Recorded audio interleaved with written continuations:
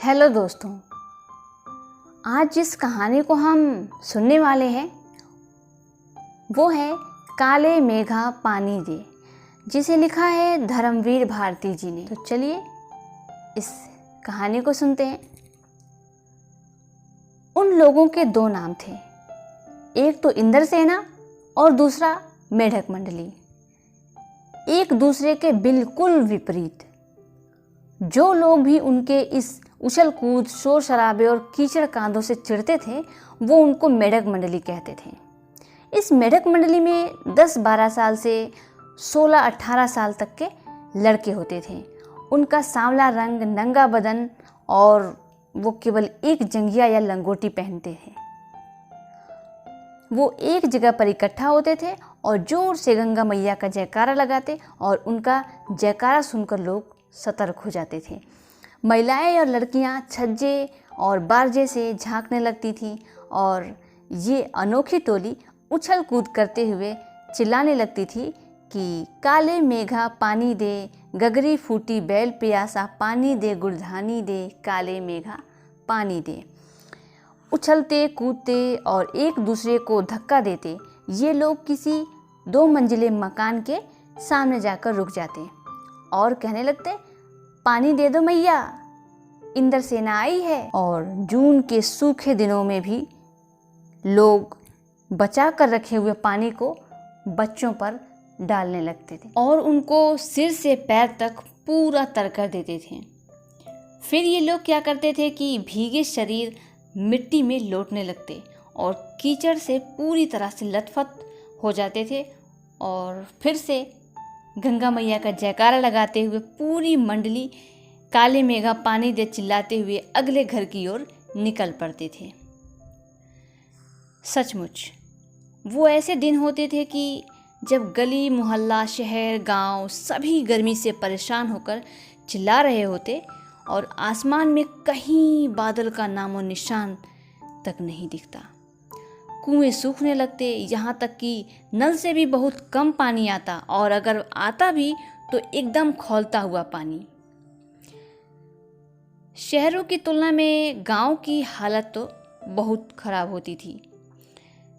जहाँ खेत में जुताई होनी चाहिए वहाँ खेतों की मिट्टी सूख कर बिल्कुल पत्थर जैसी हो जाती थी। फिर उसमें पपड़ी बनकर जमीन फटने लगती थी और लू की तो पूछो मत। लू तो ऐसे चलती कि आदमी लू खाकर आधे रास्ते में ही गिर पड़े और जानवर तो प्यास के मारे मरने लगते। लेकिन बारिश का कहीं नामो निशान तक नहीं। ऐसे में जब पूजा पाठ, कथा विधान ये सब करके लोग हार जाते फिर भी बारिश नहीं होती, तब निकलती इंद्रसेना। इंद्रसेना सूखे खेतों के लिए, प्यासे जानवरों के लिए पानी मांगती। पानी की उम्मीद में जैसे सारी जिंदगी आकर अटक सी गई हो। लेकिन एक बात मेरी समझ में नहीं आती थी कि जब चारों ओर पानी की इतनी कमी है तो लोग बड़ी मुश्किल से इकट्ठा कर रखे हुए पानी को बाल्टी भर भर कर इन लोगों पर क्यों फेंक देते हैं। ये कैसी बर्बादी है पानी की। देश को कितना नुकसान होता है ऐसे अंधविश्वासों से। इनको इंद्र की सेना कौन कहता है। अगर ये इंद्र महाराज से पानी दिलवा सकते हैं तो अपने लिए पानी खुद क्यों नहीं मांग लेते। क्यों मोहल्ले भर का पानी बर्बाद करवाते फिरते हैं। ये सब पाखंड है, अंधविश्वास है। ऐसे ही अंधविश्वासों के कारण हम अंग्रेजों से पिछड़ गए और गुलाम बन गए। असल में मैं भी तो इन्हीं मेढक मंडली वालों की उम्र का था, लेकिन मेरे अंदर कुछ बचपन के आर्य समाजी संस्कार थे और ऊपर से मैं एक कुमार सुधार सभा का उपमंत्री भी था, इसलिए मेरे अंदर समाज सुधार का जोश कुछ ज़्यादा ही था। लेकिन मुश्किल इस बात की थी कि मुझे अपने बचपन में जिससे सबसे ज़्यादा प्यार मिला वो थी जीजी। वैसे वो मेरे रिश्ते में कुछ नहीं थी, पर उम्र में मेरी माँ से भी बड़ी थी। लेकिन अपने बहू बेटे से भी ज़्यादा वो मुझे मानती, पर वो उन तमाम रीति रिवाजों को मानती थी जिनको मैं अंधविश्वास कहता था और जिनको मैं उखाड़ कर फेंक देना चाहता था। लेकिन परेशानी इस बात की थी कि उनका कोई भी पूजा पाठ मेरे बिना पूरा ही नहीं होता था। कभी मैं दिवाली में गोवर्धन और स्वास्तिक बनाने में लगा हूँ, तो कभी जन्माष्टमी में पंजीरी बांटने में लगा हूँ, और छठ में कुल्हियों में भूजा भर रहा हूँ। और ये सारे काम जीजी मेरे हाथों से ही कराती थी, ताकि उनका पुण्य मुझे मिले, सिर्फ और सिर्फ मुझे मिले। लेकिन इस बार तो मैंने साफ मना कर दिया कि मुझे नहीं फेंकना इस मेढक मंडली पे पानी। पर जब जीजी बाल्टी भरकर पानी ले गई तो उनके बूढ़े हाथ पांव कांप रहे थे। तब भी मैं अलग मुंह फुलाए खड़ा रहा। शाम को जब उन्होंने मुझे लड्डू मठरी खाने को दिया तो मैंने हाथ से उन्हें अलग खिसका दिया और मुंह फेर कर बैठ गया। जीजी से कुछ बोला तक नहीं मैंने। पहले तो वो भी तमतमाई, लेकिन उनका गुस्सा ज़्यादा देर तक नहीं रहा। उन्होंने पास आकर मेरा सिर अपनी गोद में लेकर बोली, देख भाई, नाराज मत हो, मेरी बात सुन। ये सब अंधविश्वास नहीं है। अगर हम इन्हें पानी नहीं देंगे तो इंद्र भगवान हमें पानी कैसे देंगे? मैं कुछ नहीं बोला। फिर जीजी बोली, तू इसे पानी की बर्बादी समझता है, पर यह बर्बादी नहीं है। ये पानी का अर्घ चढ़ाते हैं। जो चीज़ मनुष्य पाना चाहता है उसे पहले देगा नहीं तो पाएगा कैसे? इसीलिए ऋषि मुनियों ने दान को सबसे ऊंचा स्थान दिया है। ऋषि मुनियों को क्यों बदनाम करती हो जीजी? क्या उन्होंने कहा था कि जब आदमी बूंद बूंद पानी को तरसे तब पानी कीचड़ में बहाओ? कुछ देर जीजी चुप रही। फिर मठरी मेरे मुंह में डालती हुई बोली, देख, बिना त्याग के दान नहीं होता। अगर तेरे पास लाखों करोड़ों रुपए हैं और उसमें से तू 2-4 रुपए किसी को दान दे दे तो क्या त्याग हुआ? त्याग तो तब होगा ना जब कोई चीज़ तेरे पास थोड़ी सी है जिसकी ज़रूरत तुझे भी है, तो अपनी ज़रूरत को पीछे रखकर दूसरे की भलाई के लिए उसे दे दे।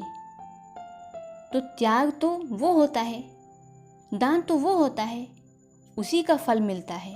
फल वल कुछ नहीं मिलता, सब ढकोसला है। मैंने कहा तो, पर कहीं मेरे तर्कों का किला पस्त होने लगा था, मगर मैं भी जिद पर अड़ा था। फिर जीजी बोली, देख, तू तो अभी से पढ़ लिख गया है। मैंने तो गांव के स्कूल का मुंह तक नहीं देखा है, पर एक बात मैंने देखी है कि अगर 30-40 किलो गेहूं अगर उगाना है तो किसान थोड़ा सा अच्छा गेहूं अपने पास लेकर ज़मीन में क्यारियां बनाकर फेंक देता है। उसे बुआई कहते हैं। ये जो यूं ही हम अपने घरों का पानी इन पर फेंक देते हैं, ये बुआई है। ये पानी गली में बोएंगे तो सारे शहर, कस्बा, गांव पानी वाले बादलों का फसल आ जाएंगे। हम बीज बनाकर पानी देते हैं, फिर काले मेघा से पानी मांगते हैं। सारे ऋषि मुनियों ने भी तो यही कहा ना कि पहले खुद दो, तब देवता तुम्हें 4 गुना करके लौटाएंगे। यही तो हर आदमी का आचरण है, जिससे सबका आचरण बनता है। जैसा राजा वैसी प्रजा, यही सच नहीं है? सच ये भी है कि जैसी प्रजा वैसा राजा। यही तो गांधी जी महाराज कहते हैं। जीजी का एक लड़का राष्ट्रीय आंदोलन में पुलिस की लाठी खा चुका था। तब से जीजी गांधी महाराज की बात अक्सर करने लगी थी। आज इन बातों को बीते हुए लगभग 50 साल से भी ज़्यादा हो चुके हैं, पर ये बातें मेरे मन पर ज्यों के त्यों आज भी छपी हैं। कभी कभी कैसे कैसे संदर्भों में ये बातें मन को कचोट जाती हैं ना। हम आज देश के लिए क्या करते हैं? हमारी मांगे हर क्षेत्र में बड़ी बड़ी हैं, पर त्याग का कहीं नामो निशान तक नहीं है। आज सिर्फ और सिर्फ अपने स्वार्थ को पूरा करना चाहता है। हम चटखारे लेकर इसके या उसके भ्रष्टाचार की बातें करते हैं। पर क्या कभी हमने ये सोचा है कि अपने स्तर पर, अपने दायरे में हम भी उसी भ्रष्टाचार का हिस्सा तो नहीं है? काले मेघा दल के दल उमड़ते हैं, पानी झमाझम बरसता है, पर गगरी फूटी की फूटी रह जाती है, बैल प्यासे के प्यासे रह जाते हैं। आखिर कब बदलेगी ये स्थिति?